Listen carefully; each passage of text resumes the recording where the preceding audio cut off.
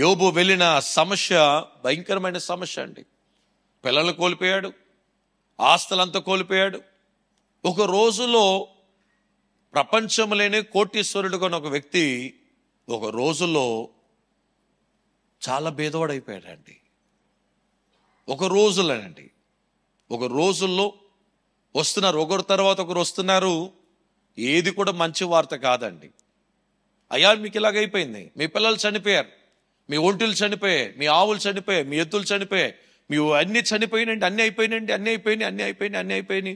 ఇదిగోండి 10 మంది శవాలు తీసుకొచ్చాం, మీ బిడ్డల్లో శవాలు తీసుకొచ్చేసాం. ఇదిగోండి 10 మందిని కన్న తల్లికి ఎంత భారం కలిగి ఉంటుంది.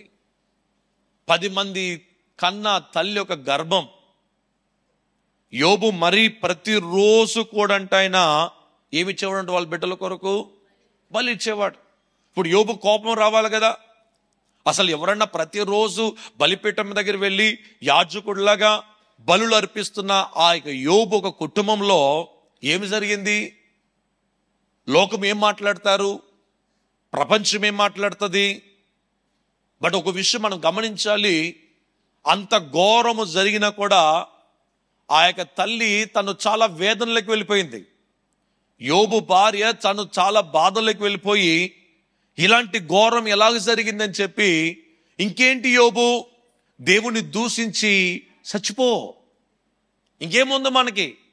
మన బిడ్డలను కోల్పోయాం, మన ఇల్లులు కోల్పోయాం, మనకున్న ఆస్తులన్నీ కోల్పోయాం, మనకున్న జంతువులన్నీ కోల్పోయాం, మన పనులందరూ మనల్ని విడిచిపెట్టి వెళ్ళిపోయారు. ఇంకేముంది యోబు? ఇంకేముంది? దేవుణ్ణి దూషించి చచ్చిపో. అలాంటి సమయంలో యోబు అన్న మాట చాలా విలువైందండి. యోబు అంటాడు, యెహోవా ఇచ్చెను, యెహోవా తీసుకొనెను, యెహోవా నామముకు మహిమ కలుగునుగాక. కొన్నిసార్లు దేవుడు ఇచ్చాడు, కొన్నిసార్లు ఆయన తీసేసుకుంటాడు. ఇచ్చే దేవుడికి తీసుకోవడం కూడా అధికారం ఉంది. హల్లెలూయా. బట్ ఆయన తీసుకున్నప్పుడు ఆయన ఇంకా పెద్దదిస్తాడని మనం నమ్మాలి. ఆయన తీసుకుంటున్నాడు మన చేతుల్లో నుంచి అంటే ఆయన ఇంకా బలమైన కార్యాలు దేవుడు మన బిడ్డల ద్వారా దేవుడు జరిగించబోతున్నాడు. హల్లెలూయా. యోబు ఇంట్లో 10 మంది చనిపోతే ఆ 10 మంది బిడ్డలకి సమానంగా ముసలావిడికి దేవుడు మరలా గర్భం తెరిచి వారిద్దరు కలిశారు. మళ్ళీ ఏం కలుగుతున్నాయంట? గర్భవతి అయిపోయింది ఆవిడ. ఎక్కడైతే ద్వారం మూసాడో అక్కడ మరలా ద్వారం తెరిచాడు. 10 మంది బిడ్డలు ఎక్కడున్నారు ఇప్పుడు? 10 మంది బిడ్డలు పరలోకంలో ఉన్నారు. మరలా దేవుడు ఒక 10 మంది బిడ్డల్ని దేవుడు వారికి ఇచ్చాడంట. ఆ ముసలితనములో మరలా యోబు భార్య బిడ్డల కండ మొదలు పెట్టింది.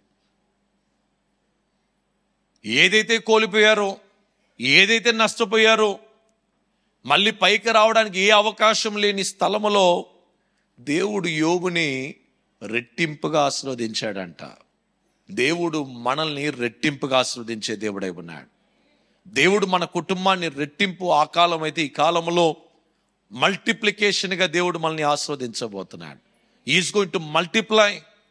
కొన్నిసార్లు అర్థం కాదు, దేవుడు చేస్తున్న పనులు అర్థం కాదు, దేవుడు చేస్తున్న కార్యాలు అర్థం కాదు, దేవుడు చేస్తున్న విషయాలు అర్థం కాదు. కానీ బట్ ఒకటి మనం గమనించాల్సిందంటే, మనము దేవుడి మీద ఆధారపడినట్లయితే, మనం దేవుని మీద విశ్వాసం ఉంచినట్లయితే ఆయన మనల్ని లేని దాన్ని ఉన్నట్టుగా చేసే దేవుడై ఉన్నాడు.